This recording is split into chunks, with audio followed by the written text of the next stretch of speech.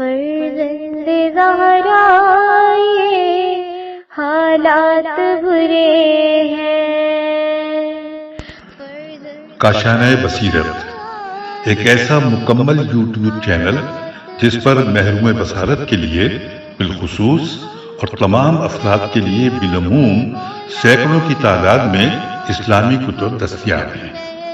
لہذا گزارش ہے کہ آپ اپنی ذمہ داری نبھاتے ہوئے کاشانۂ بصیرت کو سبسکرائب کرنے کے ساتھ ساتھ بیل آئیکن کو پریس کیجیے تاکہ آپ علم کے حصول کے ساتھ ساتھ مذہب اہل بیت کی اشاعت میں بھی اہم کردار ادا کرتے رہیں۔ کاشانۂ بصیرت، کاشانۂ بصیرت، کاشانۂ بصیرت۔ فرزند زہرا یہ حالات برے ہیں۔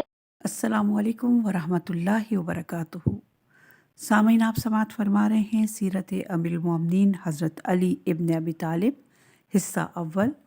مؤلف ہیں علامہ مفتی جعفر حسین علی اللہ مقامہ۔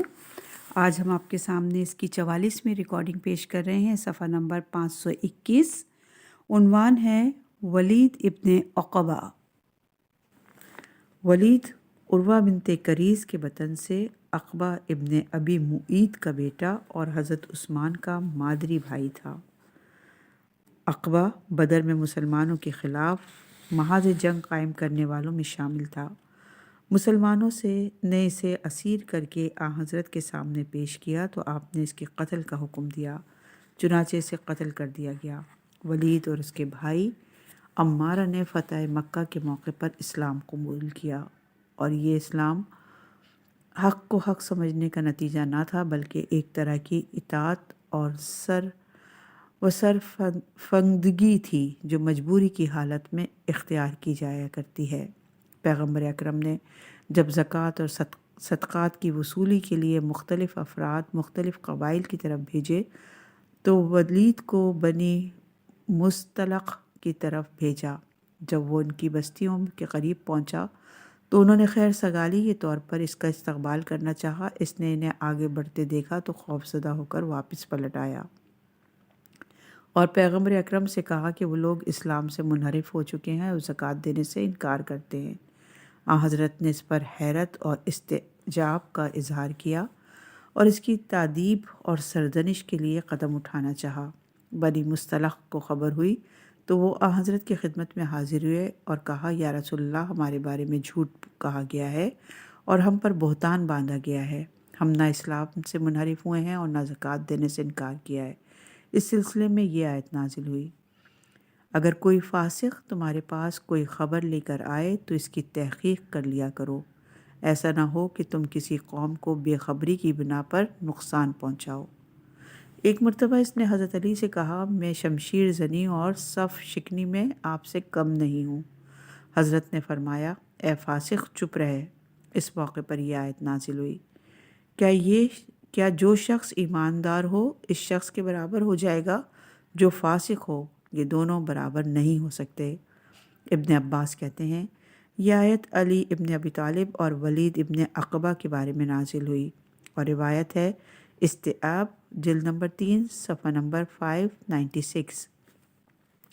ان دونوں آیتوں میں اسے فاسق کے لقب سے یاد کیا گیا ہے، اور اس کے بعد ہر مجلس اور ہر اجتماع میں اسے اسی نام سے یاد کیا جاتا رہا، اور جب تک قرآن پڑھا جاتا رہے گا اسی نام سے یاد کیا جاتا رہے گا۔ حضرت عثمان نے سعد ابن ابی وقاص کو، جنہیں حضرت عمر نے مجلس شورا کا رکن منتخب کیا تھا، امارات کوفہ سے معزول کر کے اس فاسق کو کوفے کی گورنی کے لیے نامزد کیا اور پروانہ حکومت دے کر ادھر بھیج دیا۔ جب یہ کوفہ پہنچا تو چلچلاتی دھوپ میں سعد کے مکان پر آیا۔ سعد کو یہ سان و گمان بھی نہ تھا کہ یہ برطرفی کا حکم لے کے آیا ہے۔ پوچھا کہ کیسے آنا ہوا؟ کہا، مجھے عثمان نے والی کوفہ بنا کر بھیجا ہے اور حکم دیا ہے کہ میں تمہیں امارات سے برطرف کر کے بیت المال اور تمام مقرر کردہ اعمال کا جائزہ لوں۔ سعد نے کہا، مجھے معلوم نہیں کہ تم لوگ زیادہ زیرک اور دانا ہو گئے ہو یا ہم حماقت اور سفاہت کا شکار ہو گئے۔ یہ رد و بدل اور نصب اور عزل کا کیا چکر ہے؟ کہا کہ اس حکومت نے کس سے وفا کی ہے جو تم سے وفا کرتی؟ یہ صبح کو کسی کی ہوتی ہے اور شام کو کسی کی، لہٰذا جو چیز صبح ہے وہ شام نہیں، اس کی جانے پر غم نہ کیجیے، آخر اسے ایک نہ ایک دن جانا ہی تھا۔ سعد نے کہا مجھے تو ایسا معلوم ہوتا ہے تم نے اس ملک کو اپنے باپ دادا کی چھوڑی ہوئی جاگیر قرار دے لیا ہے، جسے چاہا بخش دیا اور جس سے چاہا چھین لیا۔ سعد کوفے کی امارات ولید کے سپرد کر کے مدینہ واپس چلا گیا۔ ولید برسر اقتدار آتے ہی اقتدار کے نشے میں کھو گیا، ناو نوش کی مجلسوں میں رونق آ گئی، اعلانیہ شراب کے دور چلنے لگے اور خم لنڈھائے جانے لگے۔ ابن البر نے تحریر کیا، اسمی، ابو عبیدہ، حشام ابن کلبی اور دوسرے لوگوں کا بیان ہے کہ ولید ابن عقبہ فاسق اور بلا کا شراب نوش تھا۔ یہ روایت استیاب جلد نمبر 3 صفحہ نمبر 596 پر موجود ہے۔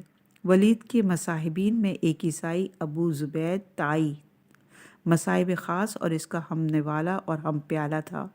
ولید نے مسجد سے متصل ایک مکان لے کر اسے دے دیا تھا۔ وہ مسجد کے صحن سے گزرگاہ کا کام لیتا اور ادھر ہی سے آتا جاتا۔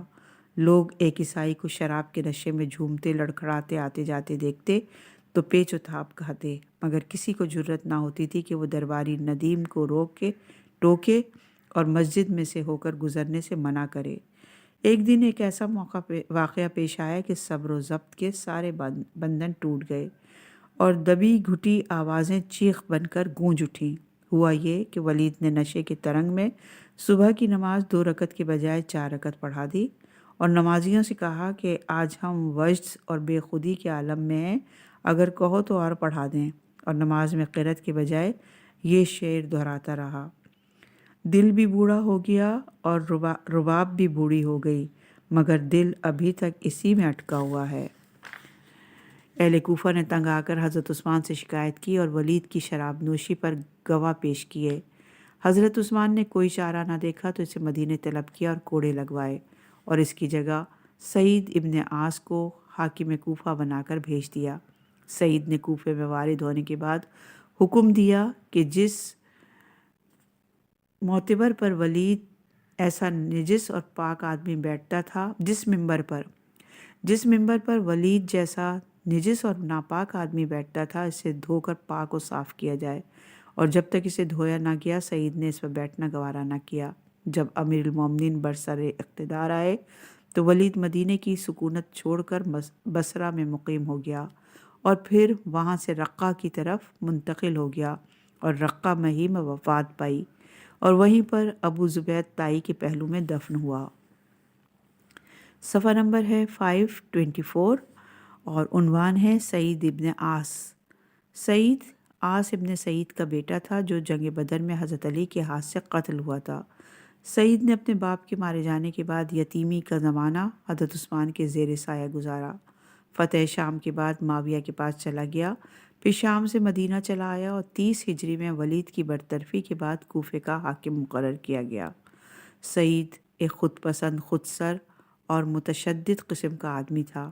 ابن عبد البر نے لکھا ہے سعید جابر، درشت خو اور تشدد پسند تھا، اور یہ روایت ہے استیاب جلد نمبر 2 صفحہ نمبر 9۔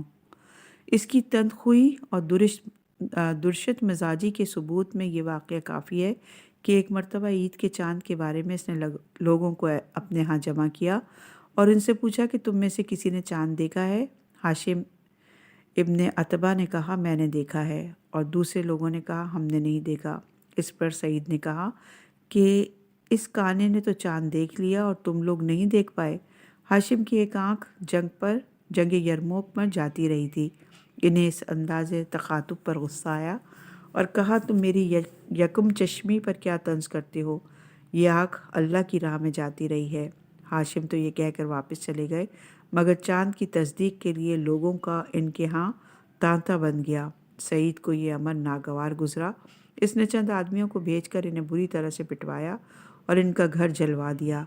جب مدینے میں یہ خبر پہنچی تو سعد ابن ابی وقاص نے حضرت عثمان سے کہا کہ اس ظلم و تشدد کی روک تھام ہونی چاہیے، اور جب کوئی تسلی بخش جواب نہ ملا تو انہوں نے سعید کا گھر جو مدینے میں تھا جلا دینا چاہا، مگر حضرت عائشہ کے کہنے سننے سے رک گئے۔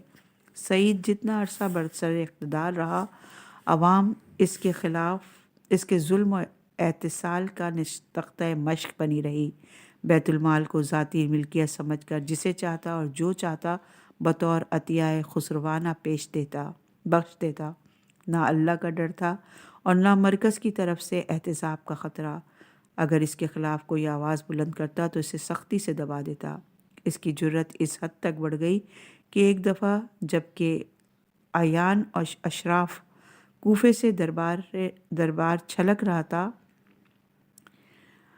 برملا کہنے لگا، عراق کی زمینیں صرف قریش یعنی بنی امیہ کی ہی ہیں۔ اور یہ روایت ہے تاریخ کامل جلد نمبر 3 صفحہ نمبر 70 پر۔ مالک ابن حارث اشتر یہ سن کر خاموش نہ رہ سکے، کہنے لگے، جو زمینیں ہماری تلواروں نے فتح کی ہوں وہ تمہاری اور تمہاری قوم کی جاگیر نہیں ہو سکتی۔ اس پر پولیس کا ایک افسر عبد الرحمن ابن حبش اسدی بول اٹھا کہ امیر سچ تو کہتے ہیں، اور مالک اشتر سے الجھنے لگا اور سخت کلامی پر اتر آیا۔ جب بات بڑھی تو مالک اشتر کا ایما پا کر بنی نخ اور اشراف کوفہ نے اس کو زد و کوب کیا اور اس قابل نہ چھوڑا کہ پیروں پر چل کر اپنے گھر جا سکے۔ اس واقعے کے بعد نفرت کی دبی ہوئی چنگاریاں بھڑک اٹھیں۔ جہاں چند لوگ جمع ہوتے، سعید کو برا بھلا کہتے اور حضرت عثمان کو بھی کوستے، جنہوں نے اسے مطلق العنان لوگوں کو مسلمانوں پر مسلط کر دیا، جو ان کے اموال کو خرد برد کرنے میں ذرا باک محسوس نہ کرتے تھے۔ سعید اور تو کچھ نہ کہہ سکا، ان لوگوں کا اپنے ہاں آنا جانا بند کر دیا اور حضرت عثمان کو لکھا کہ فلاں اور فلاں حکومت کے خلاف آمادہ شورش اور بغاوت میں ہیں، اگر ان کا تدارک نہ کیا گیا تو وہ حکومت کے لیے خطرہ ثابت ہو سکتے ہیں۔ حضرت عثمان نے جواباً تحریر کیا کہ ان لوگوں کو شام سے جلا وطن کر دیا جائے اور امیر شام معاویہ کو لکھا کہ چند شر پسند اور فتنہ لوگ جو شام بھیجے جا رہے ہیں، ان کو اس طرح جھنجھوڑو کہ آئندہ حکومت کے خلاف لب کشائی کی جرت نہ کر سکیں۔ چنانچہ پکڑ دھکڑ شروع ہوئی اور انہیں بجبر و قہر شام روانہ کر دیا گیا۔ یہ لوگ جنہیں شرپسند اور فتنہ پرداز قرار دیا گیا، کوفے کے اعیان اور اشراف، قاریان قرآن، حفاظ حدیث اور صحابہ و تابعین تھے، جو اپنے زہد و تقوی، علم اور عمل اور فضل اور شرف کے اعتبار سے اسلام کا عظیم سرمایہ تھے۔ ان میں مالک ابن حارث اشتر، مالک ابن کعب ارحبی، اسود ابن یزید نہائی، علقمہ ابن قیس نخی، صعصع ابن سہان عبدی، زید ابن سہان، حارث ابن عبداللہ آور، ثابت ابن قیس ہمدانی، کمیل ابن زیاد، جندب ابن زہر غامدی، جندب ابن کعب ازوئی، عروہ ابن جاد اور عمرو ابن حمق خزائی، ایسے عمائد کوفہ شامل تھے۔ ان کا جرم، جس کی پادیش میں انہیں دربدری اور جلاوطنی کی سزا سنائی گئی، یہ تھا کہ انہوں نے حق کے قیام کے لیے باطل کی ہم نوائی نہیں کی اور حکمران طبقے کی بے راہ رویوں پر صدائے احتجاج بلند کرتے ہوئے حریت ضمیر کو برقرار رکھا۔ اگر انہوں نے ایک ایسی حکومت میں جسے انتخابی اور جمہوری حکومت کا نام دیا جاتا ہے اور جس میں آزادانہ اظہار رائے کا حق تسلیم کیا جاتا ہے، حق گوئی اور صاف بیانی سے کام لیتے ہوئے یہ کہہ دیا کہ مسلمانوں کی مشترکہ زمینوں پر ایک مخصوص گروہ کا قبضہ و تسلط غلط ہے، تو کیا غلط کہا؟ اگر یہی لوگ اقتدار کی ہاں میں ہاں ملانا اپنا شعار بنا لیتے اور سطوت اور طاقت کے سامنے جھک کر ظلم کو عدل، بدی کو نیکی اور باطل کو حق کہنے لگتے، تو غلط کار حکمرانوں کو ان کی غلط کاریوں پر روکنے ٹوکنے کی امید کس سے کی جا سکتی تھی؟ یہی تو وہ لوگ تھے جو امر بالمعروف اور نہی عن المنکر کا فریضہ نظر انداز کر کے کبھی ظلم اور عدوان سے رواداری برتتے، برتنے پر آمادہ نہ ہو سکتے تھے اور نہ اس سلسلے میں انہوں نے کچھ تشدد آمیز رویہ بھی اختیار کیا، تو یہ ان کے دینی احساس اور اخلاقی فرض کا تقاضا اور حکومت کی بے اثری اور بے وقتی کا کرشمہ تھا۔ جب یہ لوگ جلا وطن ہو کر دمشق پہنچے تو انہیں کنسیہ مریم میں جگہ دی گئی اور معاویہ نے سخت گیری کے بجائے سیاسی لب و لہجے میں انہیں ہمنوا بنانے کی کوشش کی اور کہا، تم لوگ اسلام کی بدولت ایک بلند مرتبے اور مقام پر پہنچے ہو اور دوسری قوموں پر غلبہ و فتح مندی حاصل کی ہے۔ مجھے یہ معلوم ہوا ہے کہ تم قریش اور اعمال حکومت پر نکتہ چینی کرتے ہو، انہیں اعلانیہ برا بھلا کہتے ہو۔ اگر قریش نہ ہوتے تو تم ذلت اور گمنامی کے گوشے میں پڑے رہتے اور تمہیں کوئی بھی نہ پوچھتا۔ تمہارے حکمران تمہاری سپر ہیں، اسے توڑنے کی کوشش نہ کرو۔ حکومت اب تک تمہاری نازیبا حرکتیں برداشت کرتی رہی ہے، اگر تم باز نہیں آؤ گے تو اللہ تمہیں مصیبتوں میں جکڑ لے گا اور ذلت کی اتھاہ گہرائیوں میں پھینک دے گا۔ سہسا نے کہا، تم نے قریش کے توفق اور امتیاز کا ذکر کیا تو قریش کسی دور میں ہم سے گنتی میں زیادہ نہ تھے اور نہ ہم سے قوی اور توانا تر تھے۔ رہا تمہارا یہ قول کہ فرما رواں ہماری سپر ہے تو اسے ٹوٹنے دیجیے، ہم خود اپنی سپر بن جائیں گے۔ اسی طرح بات چیت کا سلسلہ چلتا رہا اور آپس میں سوال و جواب ہوتا رہا۔ ایک مرتبہ معاویہ نے دوران گفتگو کہا، قریش سے یہ بات ڈھکی چھپی ہوئی نہیں ہے کہ میرا باپ ابو سفیان قریش میں سب سے زیادہ معزز و باوقار تھا، البتہ حضرت کو نبوت مل گئی جو کسی اور کو نہ مل سکی۔ اگر تم لوگ ابو سفیان کی اولاد ہوتے تو سب کے سب زیرک اور دانا ہوتے۔ سہسا نے کہا، تم غلط کہتے ہو۔ حضرت آدم جو ابو سفیان سے بہرحال بہتر تھے، اللہ نے انہیں اپنے دو دست قدرت سے پیدا کیا، ان میں اپنی روح پھونکی اور فرشتوں کو ان کے سجدے پر معمور فرمایا۔ ان کی اولاد میں عقل مند بھی ہیں اور بیوقوف بھی، اچھے بھی اور برے بھی۔ معاویہ سے کوئی جواب نہ بن پڑا اور چپ سادھ لی۔ ایک اور ملاقات میں کہا، تمہیں اپنی بھلائی پر نظر کرنا چاہیے جو تمہارے اور تمہارے قبیلے اور عامہ اہل اسلام کے لیے مفید ہو۔ سہسا نے کہا، تم نے نیکی اور ہدایت کا درس دینا کب سے شروع کیا ہے؟ کیا اس میں کوئی فلاح و بہبود کا پہلو ہے کہ ہم اللہ کی معصیت کرتے ہوئے تمہاری اطاعت کریں؟ معاویہ نے کہا، میں نے یہی تو کہا ہے کہ اللہ سے ڈرو، نبی کی پیروی کرو اور اللہ کی رسی کو مضبوطی سے پکڑو اور تفرقہ پردازی سے باز آؤ۔ سہسا نے کہا، تم نے کب رسول کے احکام کی خلاف ورزی نہیں کی اور تفرقہ اور انتشار کو ہوا نہیں دی؟ معاویہ نے کہا، اگر ایسا ہوا ہو تو میں توبہ کرتا ہوں اور اب تمہیں تقوی اور اطاعت اور جماعت سے وابستی کا حکم دیتا ہوں۔ تم اپنے حکمرانوں کی عزت اور توقیر کرو اور ان سے تعاون کرتے ہوئے دوستی اور خیرخواہی کی فضا میں انہیں مشورے دو۔ سہسا نے کہا، پھر ہم تمہیں خلوص نیت سے یہ مشورہ دیتے ہیں کہ تم امارات شام کے منصب سے الگ ہو جاؤ اور جو اس منصب کا تم سے زیادہ حقدار ہے اس کے لیے جگہ خالی کرو۔ کیا تم اس سے انکار کرتے ہو کہ عرب میں ایسے لوگوں کی کمی نہیں ہے جن کے اسلامی خدمات تم سے کہیں زیادہ ہیں؟ کہا کہ یہ صحیح ہے، مگر اس وقت بار حکومت اٹھانے کا مجھ سے زیادہ کوئی اہل نہیں ہے۔ اگر مجھ میں کوئی کمی اور کمزوری ہوتی تو حضرت عمر میری پاسداری نہ کرتے اور مجھے اس عہدے پر باقی نہ رہنے دیتے، لہٰذا امارات شام سے دستبردار ہونے کا سوال پیدا نہیں ہوتا۔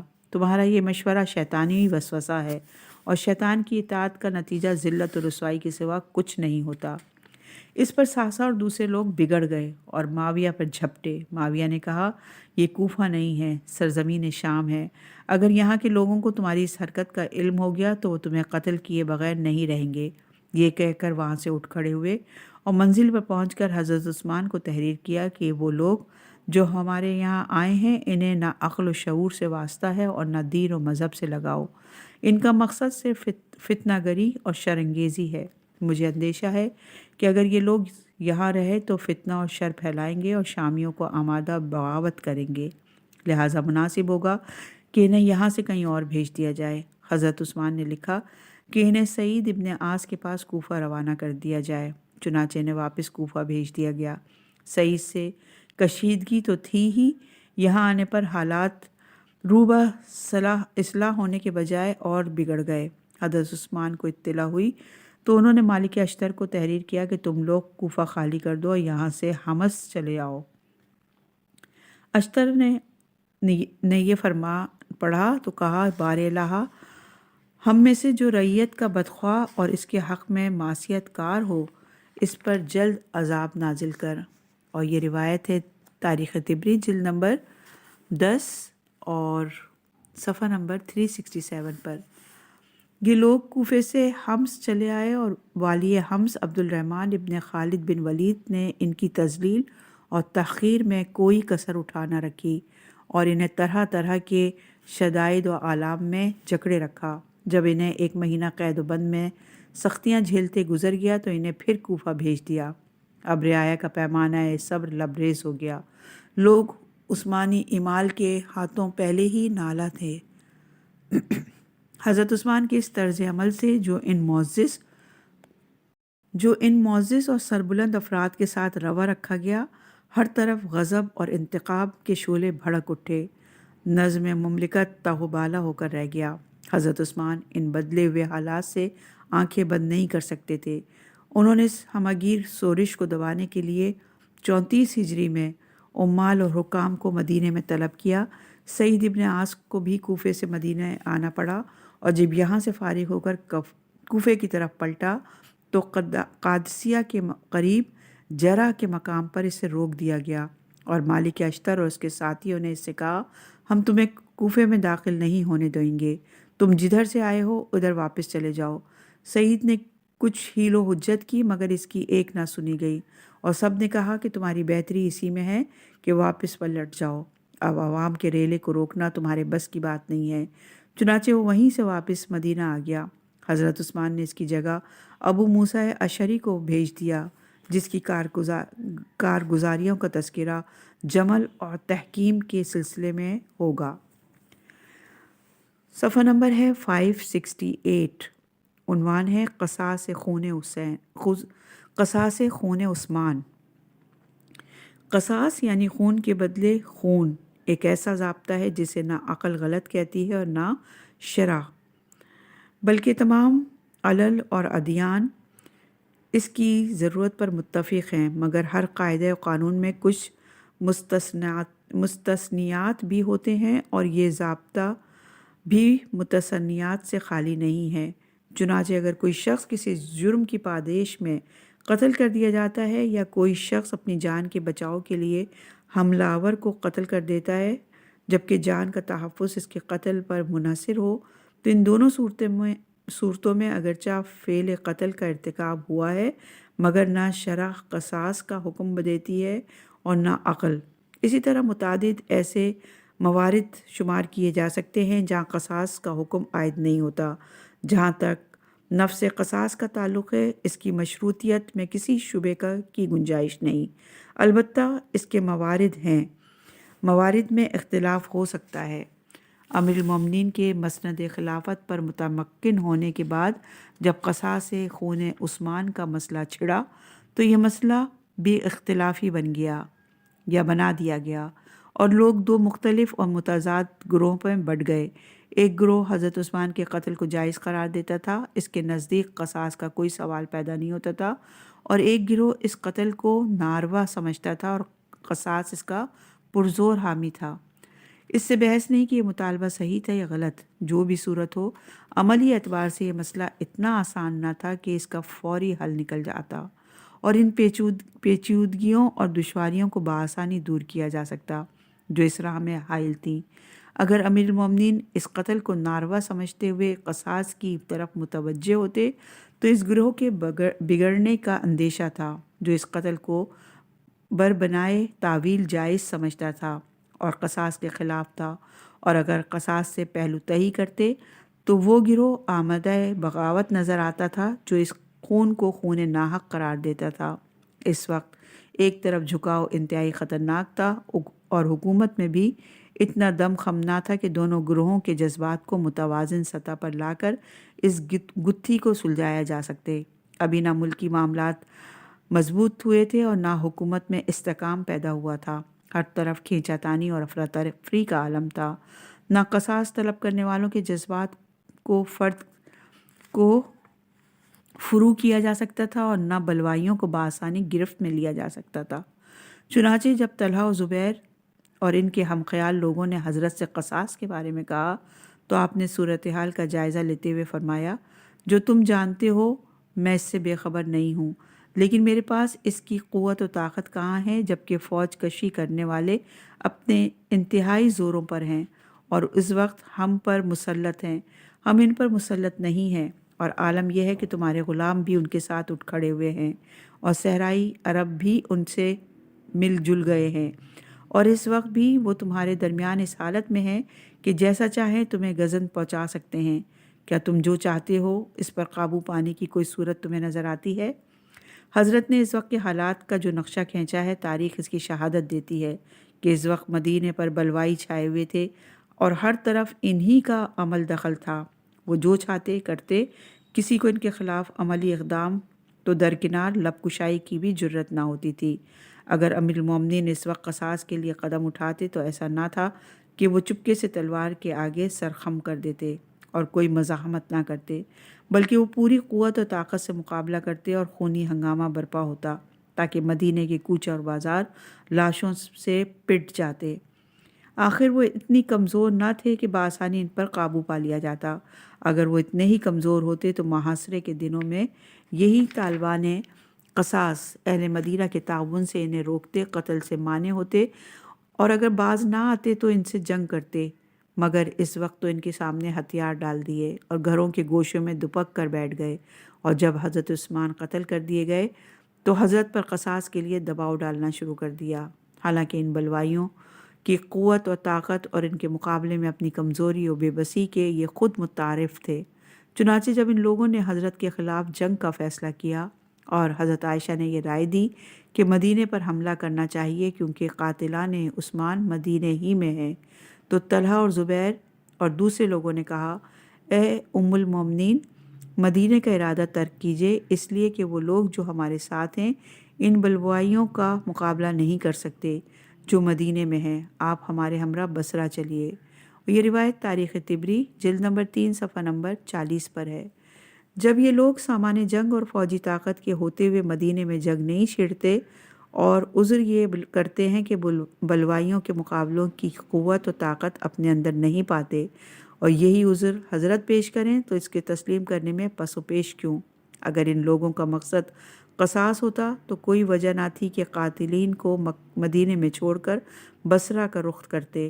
ان کا مقصد تو قصاص کی آڑ میں حضرت کے خلاف محاذ جنگ قائم کرنا تھا تاکہ حکومت کا تختہ الٹ کر اپنے اقتدار کی راہ ہموار کریں، ورنہ یہ لوگ بھی سمجھتے تھے کہ آخر قصاص کس سے لیا جائے، جبکہ حضرت عثمان کے قتل کی ذمہ داری ایک یا دو چار گنے چنے افراد پر عائد نہیں ہوتی، بلکہ مدینہ، مصر، بصرہ اور کوفے کے لوگ اس میں شامل تھے، اور وہ صحابہ بھی اس میں ملوث تھے جنہوں نے خطوط لکھ کر بلوائیوں کو حضرت عثمان کے خلاف بھڑکایا تھا، اور وہ مہاجرین اور انصار اور صحابہ کبار بھی شامل تھے جنہوں نے بیرونی حملہ واروں کی پشت پناہی کی تھی۔ اگر وہ ان کی حمایت و پشت پناہی نہ کرتے تو انہیں خلیفہ وقت کو محاصرے میں لے کر قتل کرنے کی جرت ہی نہ ہوتی۔ اب قصاص کی ایک صورت تو یہ تھی کہ ان تمام لوگوں کو جنہوں نے کسی نہ کسی صورت میں اس میں حصہ لیا تھا تہہ تیغ کر دیا جاتا، خواہ کوئی صحابی ہوتا یا تابعی، مدنی ہوتا یا مصری، کوفی یا بصری۔ دوسری صورت یہ تھی کہ بلوائیوں کی جماعت میں اس سے اصلی قاتلوں کا پتہ چلایا جاتا اور انہیں قصاصاً قتل کیا جاتا۔ یہی تھی بلوائیوں کی جماعت میں سے اصلی قاتلوں کا پتہ چلایا جاتا اور انہیں قصاصاً قتل کیا جاتا۔ پہلی صورت ممکن ہی نہ تھی اور نہ اس کا کوئی شرعی جواز تھا کہ ایک کے بدلے میں ہزاروں کو موت کے گھاٹ اتار دیا جاتا، اور دوسری صورت میں ضروری تھا کہ قاتلوں کی نشاندہی کی جاتی، ان کے خلاف شہادتیں ہوتی اور ثبوت جرم کے بعد انہیں قتل کیا جاتا، مگر ان کے خلاف گواہی کی نوبت تو اس وقت آتی جب کوئی موقع واردات پر موجود ہوتا، اور چند اموی حضرت عثمان کے گھر میں جمع تھے، وہ تو حملے کے وقت ادھر ادھر ہو گئے یا ام حبیبہ کے گھر میں جا چھپے، جو رہ گئے وہ مارے گئے۔ البتہ حضرت عثمان کی زوجہ نائلہ بنت فرافصہ موقع پر موجود تھیں تو وہ کسی کی نشاندہی نہ کر سکیں۔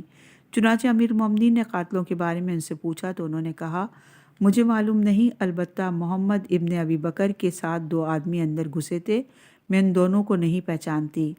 اور یہ روایت ہے سوائق محرمہ صفحہ نمبر 118 میں۔ اگر یہ تسلیم کر لیا جائے کہ قاتل زندہ موجود تھے اور ان پر قتل کا جرم بھی ثابت تھا، پھر بھی اس امر کا جائزہ لینے کی ضرورت ہے کہ وہ کیا وجوہ ہے جن کی بنا پر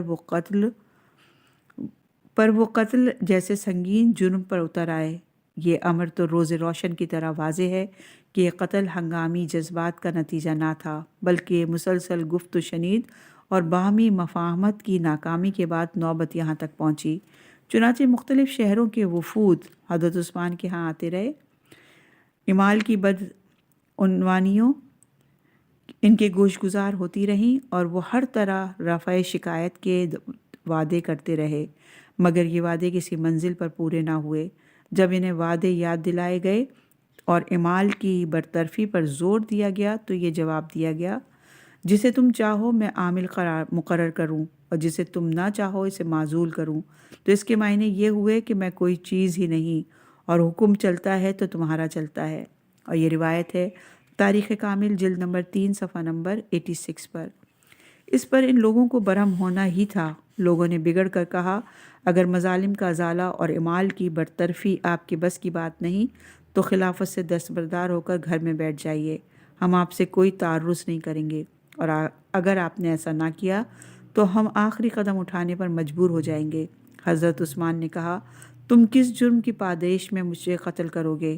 قتل سزا ہے، اور ارتداد کی یا زنانائے محسنہ کی یا قتل ناحق کی، میں ان چیزوں میں سے کسی ایک کا بھی مرتکب نہیں ہوا۔ انہوں نے کہا جو زمین میں فساد پھیلائے یا باغیانہ قدم اٹھائے یا دوسروں کے حقوق میں حائل ہو کر قتال کرے، ان کے لیے بھی کتاب اللہ میں قتل کا حکم ہے، اور آپ ان تمام چیزوں کے مرتکب ہوئے ہیں۔ آپ نے حکومت کے بل پر معزز ترین صحابہ کو پٹوایا، انہیں خوفزدہ کیا اور دربدر پھرایا، رعایا پر ظلم ڈھائے، لوگوں کے حقوق پامال کیے اور حق کا مطالبہ کرنے والوں کے سروں پر تلواریں آویزہ کی۔ اگر یہ مان لیا جائے کہ وہ لوگ جو تلواریں لیے آپ کے سینہ سپر بنے ہوئے ہیں آپ کی مرضی کے خلاف لڑ بھڑ رہے ہیں، تو وہ اسی لیے لڑ رہے ہیں کہ آپ مسند خلافت سنبھالے ہوئے ہیں۔ اگر آپ خلافت سے دستبردار ہو جائیں تو ان کی تلواریں بھی کند ہو جائیں گی اور وہ اپنے گھروں میں دپک کر بیٹھ جائیں گے۔ حضرت عثمان سے کوئی جواب بن نہ پڑا اور خاموشی کے ساتھ اندر چلے گئے۔ اس گفتگو سے یہ امر واضح ہو جاتا ہے کہ ان لوگوں نے آخری قدم اس وقت اٹھایا جب حضرت عثمان پر حجت تمام کر دی اور یہ سمجھ لیا کہ قرآن و سنت کی روح سے ان کا قتل جائز ہے، اور اس جواز کو تقویت ان صحابہ کے قول و عمل سے بھی حاصل ہوئی جو اس قتل کے جواز پر متفق تھے۔ چنانچہ ام المومنین حضرت عائشہ، طلحہ ابن عبید اللہ، زبیر ابن عوام، عمرو ابن عاص اور دوسرے اکابر صحابہ قتل کے جواز کے فتوے دے رہے تھے۔ اگر جنگ جمل میں طلحہ، زبیر، ام المومنین کے اقدام کو اجتہادی غلطی قرار دیا جاتا ہے تو اس موقع پر بھی ان کے اجتہاد کو تسلیم کر کے اسے کم از کم اجتہادی غلطی قرار دینا چاہیے۔ بہرحال ان لوگوں نے قرآنی شواہد پیش کرنے کے بعد یہ اقدام کیا اور بنائے تعویل قتل کے مرتکب ہوئے، اور جو قتل تعویل کی بنا پر ہو اس میں شرعاً قصاص کا جواز ثابت نہیں ہے۔ چنانچہ ملا علی قاری تحریر کرتے ہیں حضرت علی نے عثمان کے قاتلین کو قتل نہیں کیا، اس کی وجہ یہ ہے کہ وہ لوگ باغی تھے، اور جو باغی ہوتا ہے وہ قوت و طاقت بھی رکھتا ہے اور اپنے اقدام کے جواز کی تعویل بھی۔ وہ لوگ حضرت عثمان کے قتل میں تعویل بھی رکھتے تھے اور حکومت سے ٹکراؤ کی قوت بھی، اور حضرت عثمان کی ناپسندیدہ باتوں کی وجہ سے اس اقدام کو جائز اور حلال سمجھتے تھے۔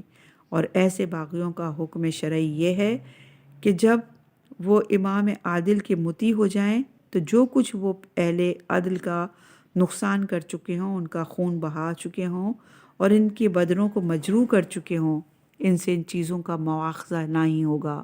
لہٰذا حضرت علی کے لیے ضروری نہ تھا کہ وہ انہیں قتل کریں یا قصاص طلب کرنے والوں کے حوالے کر دیں۔